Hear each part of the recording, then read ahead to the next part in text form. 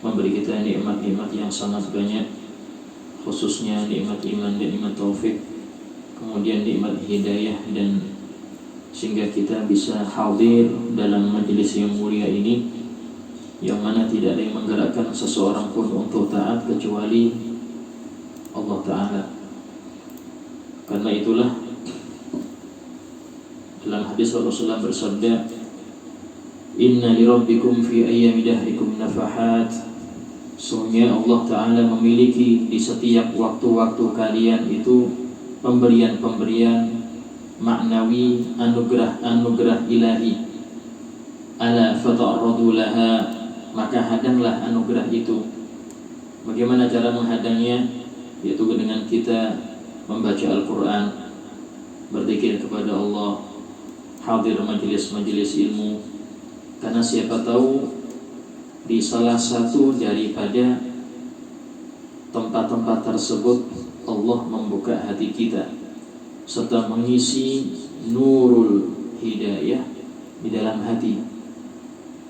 Karena kalau sudah nur ini masuk, maka menjadi lapang dada tersebut. Sesuai dengan sabda Rasul, "Inna nur idza dakhala al-qalb insyaraha as-sadru wan fasah." Sungguhnya cahaya hidayah itu kalau sudah masuk ke relung hati, maka hati ini akan menjadi lapang dan menjadi luas.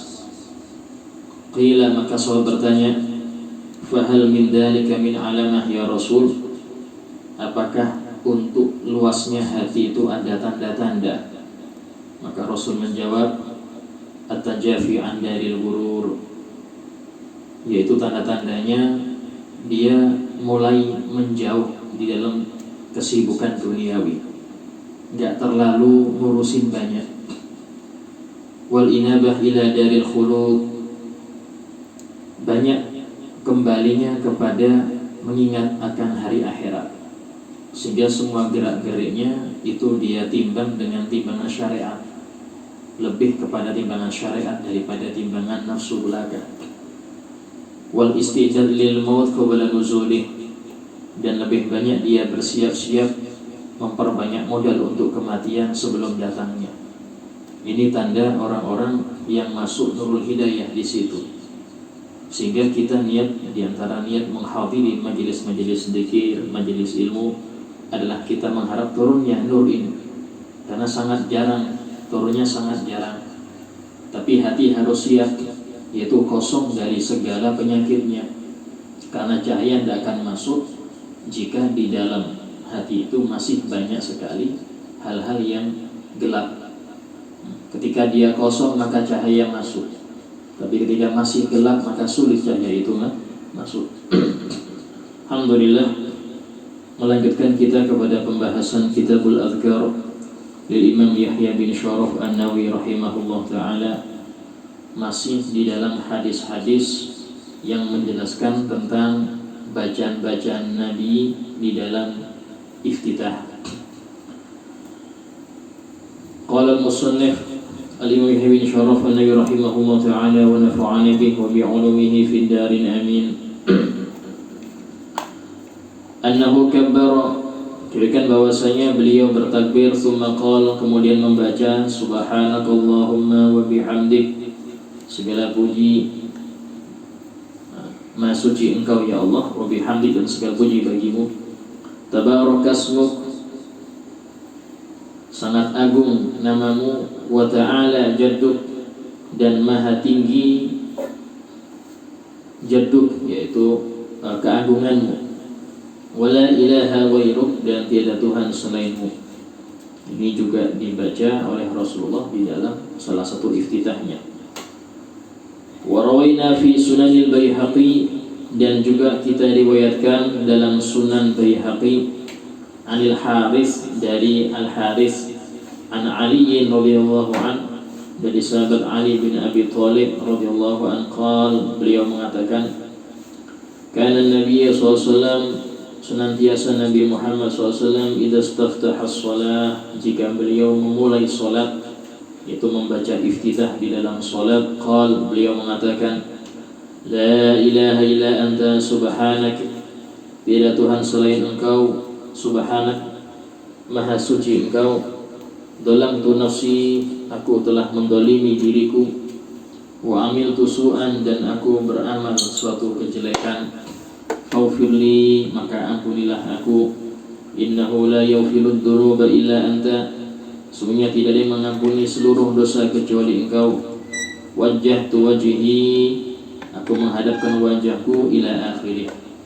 Dan sudah kita terangkan beberapa kali bahwasanya ucapan Nabi dhalamtu nafsi, ya, aku mendolimi diriku, amiltu su'an, itu bukan menggambarkan beliau, tapi ini murni adalah tawadhu'nya beliau serta untuk ta'liman li ummati, untuk pendidikan, pengajaran untuk umatnya.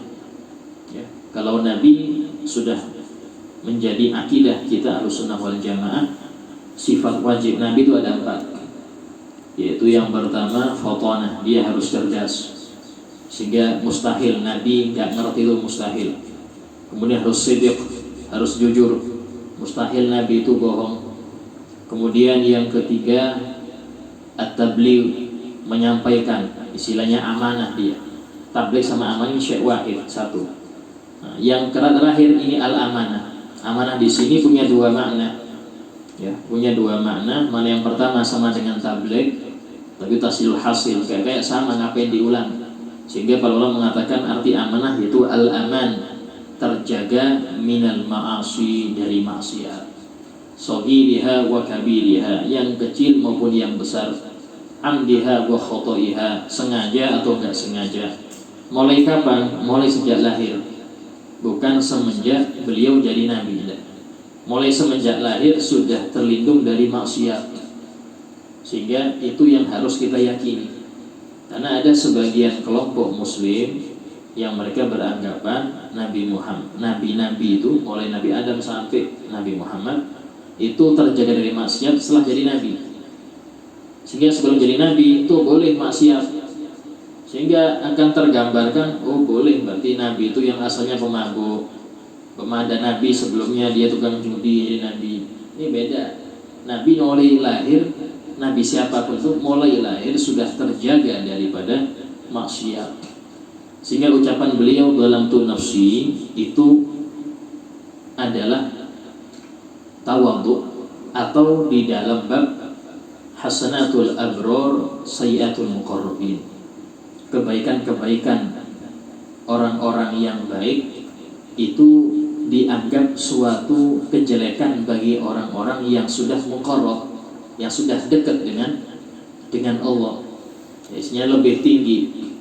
Ini kalau di masyarakat kita itu sesuatu yang menurut kita itu tidak apa-apa, tapi untuk orang yang levelnya tinggi, contoh dia seperti orang yang muqtadabin, yang diikuti, yang jadi figur, ini nggak baik. Menurut kita, sesama kita baik, hal yang lumrah, wajar. Tapi untuk yang di atas kita, ya, yang orang-orang tokoh agama, figur, itu nggak baik. Nah, yang seperti ini sudah di masyarakat ada.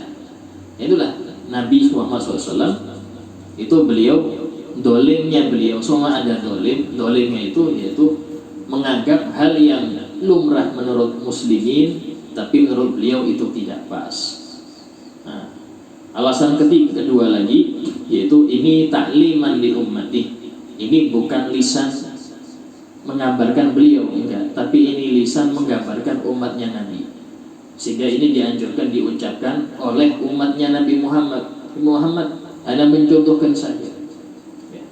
Nah, yang ketiga, pendapat yang ketiga dalam nafsi ini yaitu karena beliau setiap waktu itu naik ke derajat yang lebih tinggi, terus naik terus, sehingga ketika beliau menoleh amal yang sebelumnya dilihat ini kurang, sehingga beliau beristighfar untuk itu, ya. Karena setiap orang naik kelas melihat yang sebelumnya, oh saya berarti salah yang dulu. Enggak, benar. Cuman karena sering naik kelas itulah sehingga menganggap yang lalu itu salah. Karena itulah dalam sabdanya beliau pernah bersabda, wallahi, demi Allah, ini la astaghfirullahal azim, sesungguhnya aku ini terus-menerus minta maaf, minta ampun kepada Allah Ta'ala, wa atubu ilaih, dan bertobat kepadanya fil yawm sab'ina marrah, setiap hari 70 kali. Dan mustahil beliau punya dosa yang sudah Allah tentukan dalam Al-Quran, liyaghfira lakallahu ma taqaddama min dzambik wa ma ta'akhkhar. Itu Allah mengampuni dosa engkau ya Muhammad yang telah lalu dan akan datang. Mustahil beliau maksiat. Cuma mengapa istighfar? Istighfar ini karena merasa amal yang kemarin kok kurang daripada yang sekarang. Karena beliau naik terus. Nah, demikianlah seorang muslim itu harus ada peningkatan. Sampai-sampai dalam suatu sabda beliau mengatakan, man kana yawmuhu khairan min amsi fahuwa rabbih. Barang siapa yang hari ini lebih baik dari yang kemarin, maka dia beruntung. Nah, terus bagaimana cara kita memandang lebih baik ini bagaimana? Sehingga yang kemarin dianggap lebih kurang, yaitu harus bertambah ilmu. Sehingga, oh iya, berarti saya kemarin kurang sunnahnya. Baru ngerti sunnah sekarang, oh berarti kemarin saya salah. Yang baru belajar, oh iya, dulu berarti saya salah waktu sholat. Nah, sehingga dia naik terus. Istighfar untuk yang kemarin itu. Istighfar terus. Nah, sehingga naik. Nanti orang yang merasa sholatnya sudah pas menurut fikih, oh sudah, saya rukun alhamdulillah sholat lengkap, syarat lengkap. Dia belajar tasawuf, ngerti, oh iya ada khusyuk di sini, saya kurang khusyuk. Oh ada khosyah, harus rasa takut, saya nggak ada soal rasa takut. Beristighfar dia kemarin. Terus seperti itu. Sehingga ilmu ini tidak ada puncaknya. Siapapun yang merasa dia sudah di puncak, berarti hakikatnya dia terputus. Oke. Ini teguran untuk siapapun yang merasa sudah di puncak dalam ilmu. Khususnya ini punya anak pondok ini, ya, baru lulus kayak sudah selesai. Oh enggak, Anda ini baru satu tapak, masih banyak yang belum Anda capai, masih banyak yang belum kita capai. Sehingga ketika seorang itu merasa sudah cukup, mau dia dari luar negeri kan, belajar dari Hadramaut dari sini, merasa sudah cukup, berarti ini terputus dia. Karena tidak ada istilah terputus, istilah puncak tidak ada. Sampai-sampai Allah Ta'ala menyuruh Nabi Muhammad untuk menambah ilmu. Wa qul, katakan ya Muhammad, Rabbi zidni ilma, tambahkanlah ya Allah aku ilmu. Tidak menyuruh tambah amal enggak, atau tambah zikir enggak, tambah ilmu. Itu harus. Kenapa? Karena dengan ilmu kita bisa tahu ayat kita. Oh kurang ini, sehingga merasa kurang terus. Sehingga dalam satu ucapan ulama mengatakan, kullama zdada ilmi zada jahli.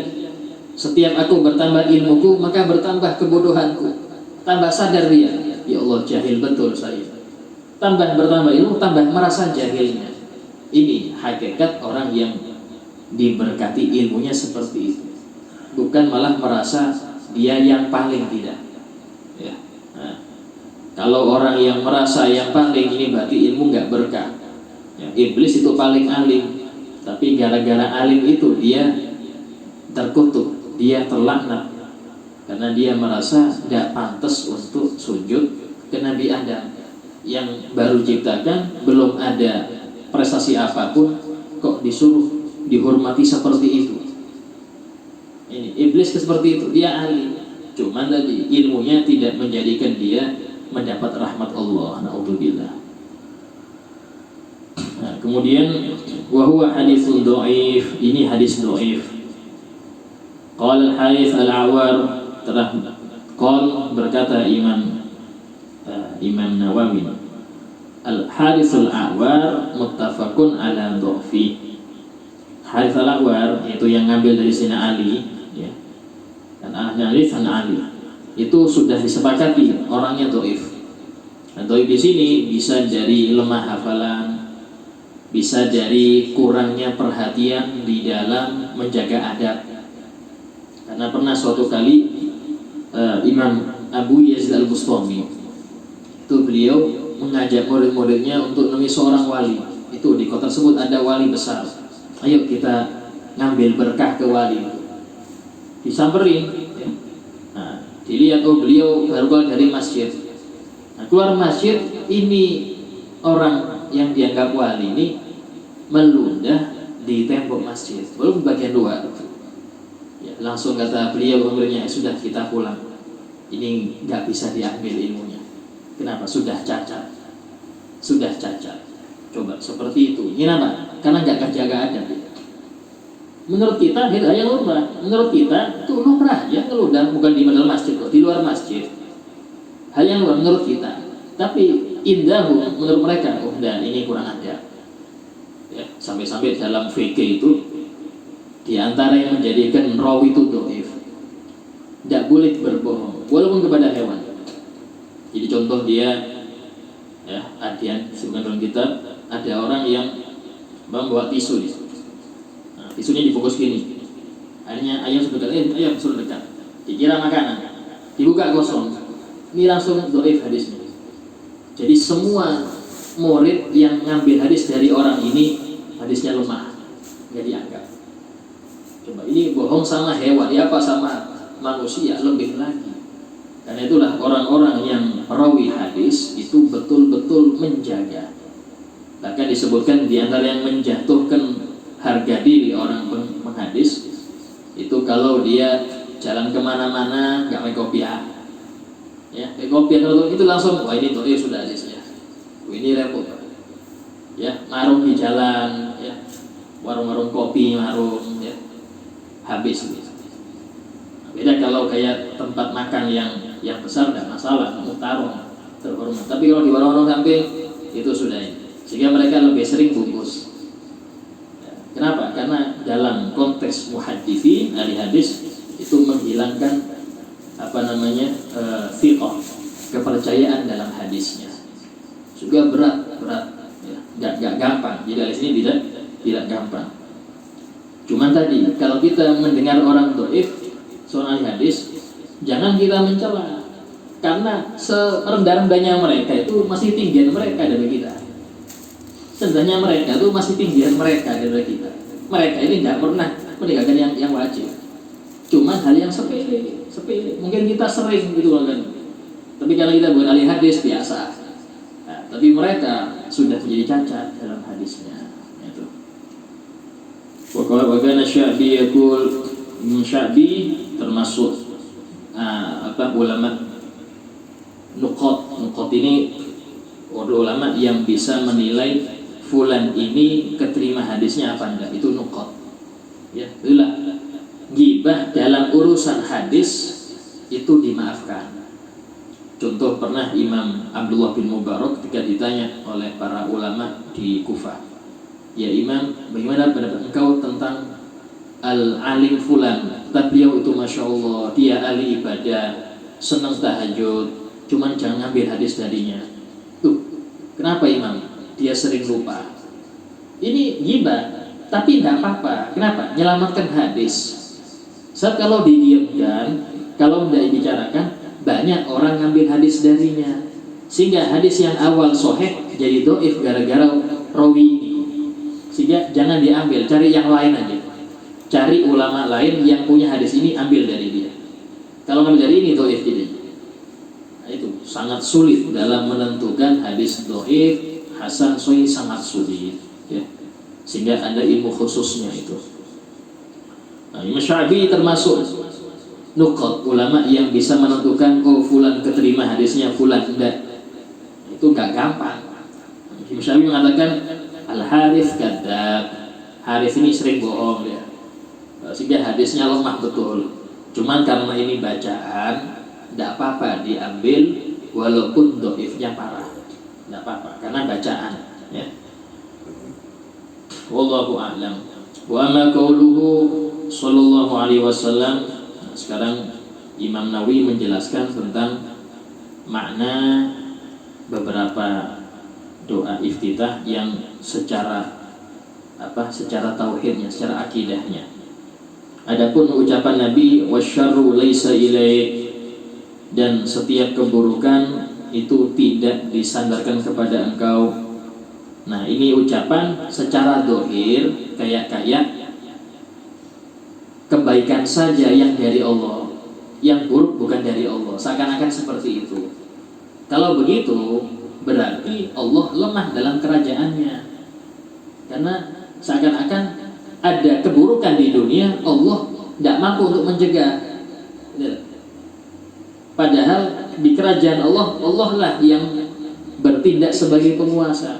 Tidak ada seorang yang bergerak, mau jin, mau iblis, mau siapapun, kecuali itu kehendak Allah. Kalau tidak, berarti ada kecolongan di sini.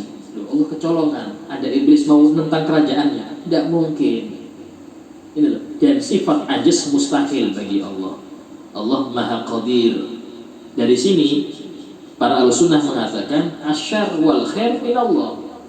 Asyar wal khair minallah. Yang buruk, yang baik itu dari Allah semua. Cuman secara adab kita tidak boleh menyampaikan kejelekan itu dari Allah. Hanya jadi alasan orang berbuat maksiat. Kenapa engkau teler? Ya takdir dari Allah, usah teler. Ini enak betul. Anda punya ikhtiar. Anda punya ikhtiar, dan ikhtiar itulah yang menjadikan Anda dapat pahala ketika melakukan suatu ketaatan, atau dapat dosa, naudzubillah, jika Anda melakukan suatu kemaksiatan. Ada ikhtiar di situ.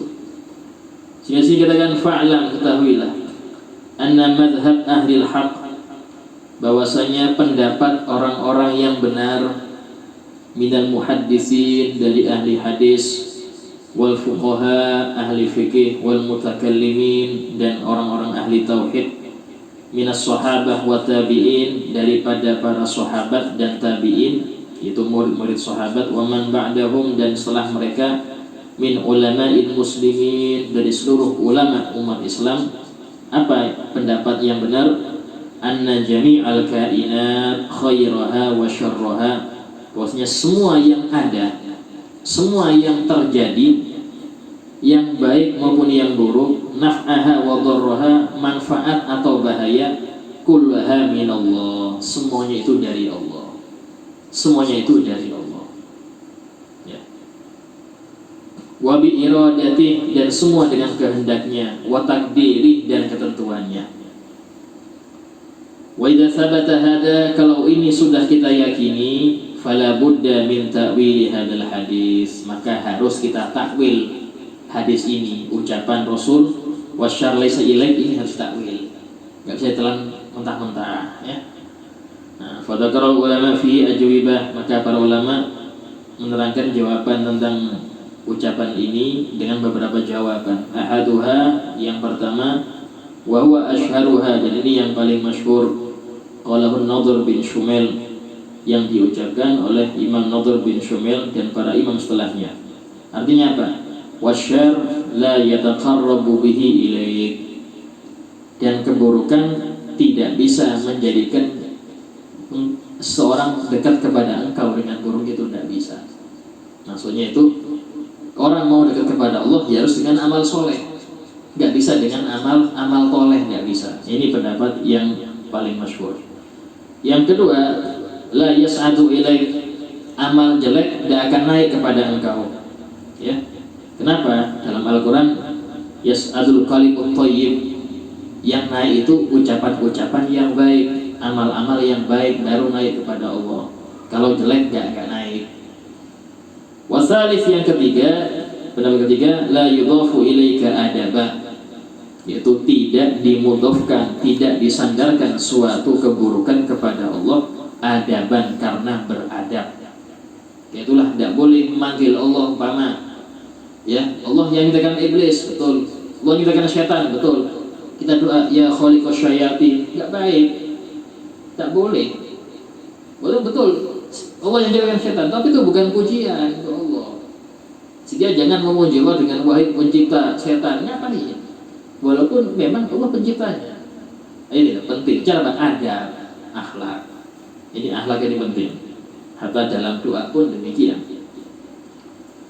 Nah, sehingga ini fala yuqal, maka tidak boleh dia mengatakan ya khaliqal khanazir, ya, wahai pencipta khanazir, ini babi. Enggak boleh bilang seperti itu kepada Allah. Walaupun memang betul Allah menciptakan khanazir, tapi yang baik banyak.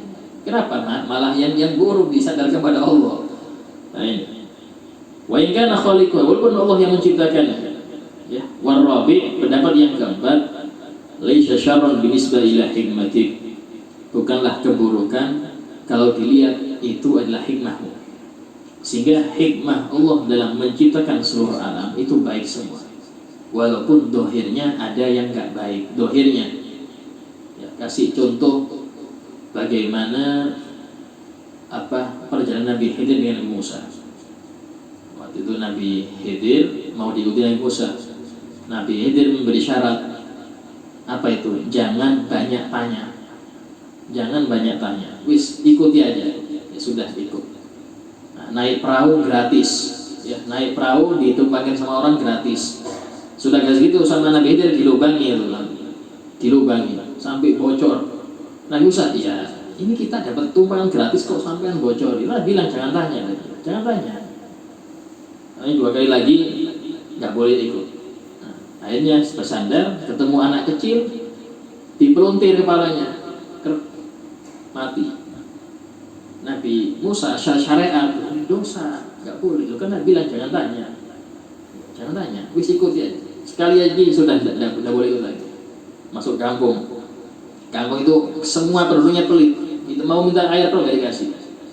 Yang ketika keluar ada tembok mau roboh, dibangun sama Nabi Khidir. Dibangun tembok itu, diluruskan lagi. Kata Nabi Musa, siapa ini orang pelit-pelit engkau bantu. Nah, sudah bilang jangan tanya. Nah, sudah kita pisah. Maka Nabi Musa isyarat, iya kita berpisah, tapi tolong jelaskan kenapa kok hal-hal yang terjadi ini engkau lakukan. Maka beliau mengatakan yang pertama, ini perahu, depannya perahu ini ada Raja Dolim yang merampas perahu-perahu yang bagus, sehingga aku lubangin biar gak dirampas ini perahu. Nah, aku lubangin, jadi raja itu rusak ya, lewat aja rusak. Nah, yang kedua, ini anak kalau besar membuat orang tuanya kafir, sehingga aku bunuh dulu. Kalau mati dalam keadaan kecil, dia nggak dosa, nggak masuk neraka dia, dan orang tuanya selamat dari kufur. Ini pandangan tinggi, nggak bisa dipraktekkan dalam hukum syariat kita, nggak bisa. Ya. Nah, terus yang ketiga, ini di bawah tembok yang roboh ini ada harta anak yatim. Kalau orang-orang sini yang membenarkan menemukan harta mereka diambil, ini orang pelit-pelit, diambil hartanya. Sehingga untuk melindungi harta yatim, aku jaga. Kenapa? Karena kakek moyang anak yatim ini orang soleh. Nih loh, dilihat bukan abahnya, bukan kakeknya, tapi apa? Yang kakek ketujuh. Solehnya kakek ketujuh itu bisa pengaruh kebaikan kepada duriannya yang ketujuh. Ya, ini masya Allah. Ya, sehingga dilindungi oleh Allah berkat solehnya orang tuanya, bukan orangnya langsung, tapi kakek ketujuh. Nah, sehingga wajar ya. Kalau para habaib ini rata-rata gampang untuk baik. Kenapa? Ya karena siapa dulu manusia terbaik pakai mereka ini.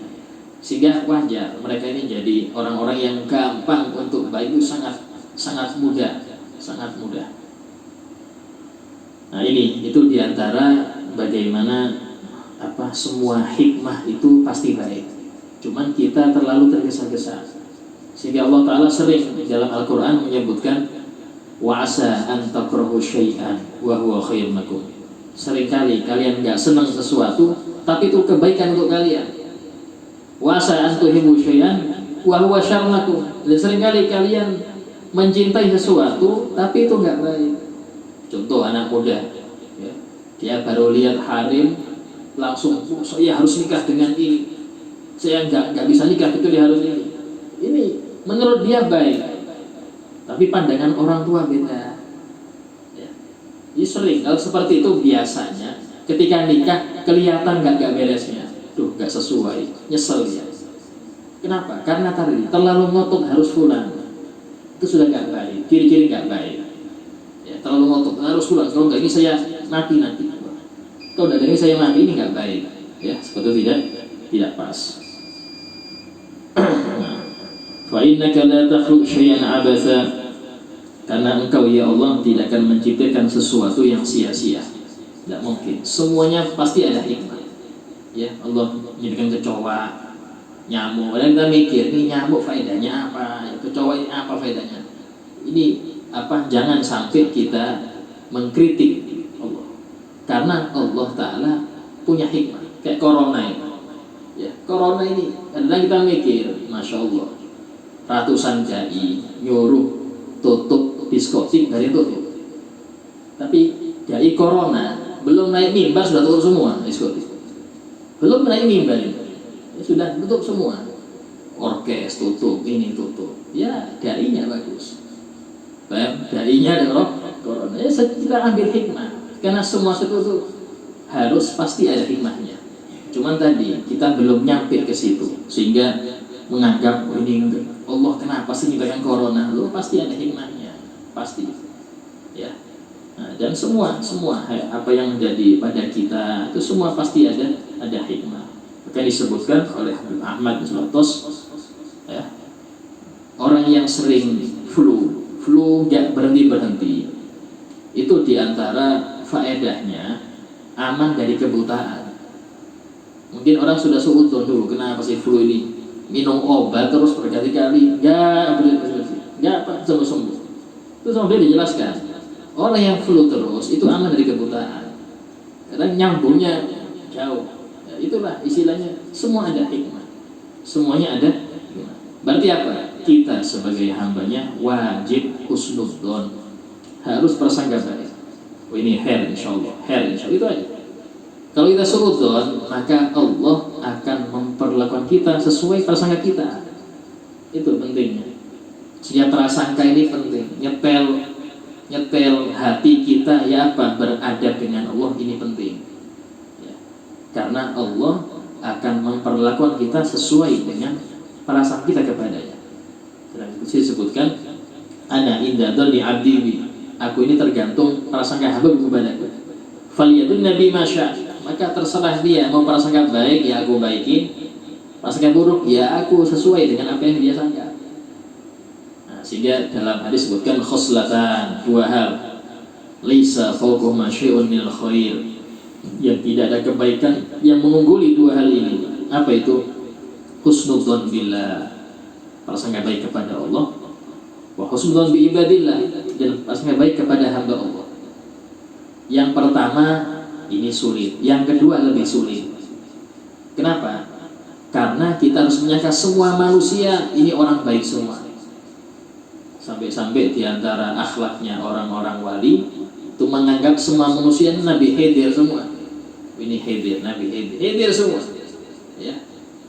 Bahkan Abi Abdullah Haddad beliau mengatakan, jika aku melihat di depanku ada orang berzina, kemudian aku berpaling karena aku jijik melihatnya. Setelah berpaling aku lihat orang diri mereka dan selesai dari zinahnya, aku meyakini mereka wali Allah. Loh kok bisa? Ya, mungkin mereka ketika aku lihat mereka malu sehingga bertobat. Ya Allah, dilihat imam besar, malu saya tobat. Sehingga aku pandang lagi karena mereka bertobat, mereka dapat cinta Allah. Innallaha yuhibbut tawwabin. Allah cinta orang yang bertobat dan jadi wali Allah gara-gara itu. Berapa banyak orang seketika ketika dia merasa malu dengan maksiatnya sehingga tobat betul, Allah akan jadi wali, banyak seperti itu. Justru kita yang mengecam terus, kita sudah terus akhirnya, ya, itu yang nggak baik. Nah, insyaallah kita bahas pembahasan azkar pada yang akan datang. Falilah habibina syafi'in wa sallallahu. Al-Fatihah. Bismillahirrahmanirrahim. Iyyaka na'budu wa iyyaka nasta'in. Shiratal ladzina an'amta 'alaihim. Bismillahirrahmanirrahim. Alhamdulillahirabbil alamin. Allahumma shalli wa sallim ala sayyidina Muhammadin wa ala alihi wa sahbihi ajma'in. Rabbana anfa'na bima 'allamtana, Rabbi 'allimna alladhi yanfa'una, Rabbi faqihna faqih ahlana qarabatin lana fi dinina, Rabbi waffiqna fiqhum lima tartadi qalan fi'lan karama warzuqna kulla halalan ila akhil qiya wa lama nahdu bil khair fa kullu syarr. ربنا واصلح لنا كل شؤون خير بالرضا منك العيون قضي عنا ربنا كل الديون قبل أن تأتينا الرسل منون ربنا آتنا في الدنيا حسنة وفي الآخرة حسنة وقنا عذاب النار وصلى الله على سيدنا محمد وعلى آله وصحبه الحمد لله رب العالمين. السلام عليكم ورحمة الله وبركاته.